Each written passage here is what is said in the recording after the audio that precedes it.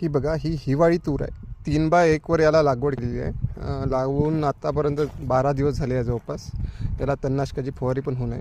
ही 3.5 महिन्यात निघलेली तूर आहे. 3.5 महिन्यात निघते ही. 3x1 वर याला लावायचं. 15 नोव्हेंबरची लागवड आहे. आणि याच्या ॲव्हरेज पण आहे ना, ओव्हरऑल ॲव्हरेज हे एकरी 8 क्विंटलपर्यंत, 7 क्विंटल, 10 क्विंटलपर्यंत लोकांनी घेतलेली ही तूर आहे. याला जास्त मजूर पण लागत नाही. तणनाशक मारलं तरी पण निंदन पूर्ण होते याचीवाला. आणि खूप फायदेशीर पीक आहे. बाकी पिकापेक्षा याला जास्त करून म्हणजे वन्य प्राण्याचा पण जास्त त्रास नाही याला. आणि लो मेंटेनमध्ये चांगल्या प्रकारचं पीक देऊ शकते. हे आमच्या इथल्या एका शेतकऱ्यांनी लावलेले आहे.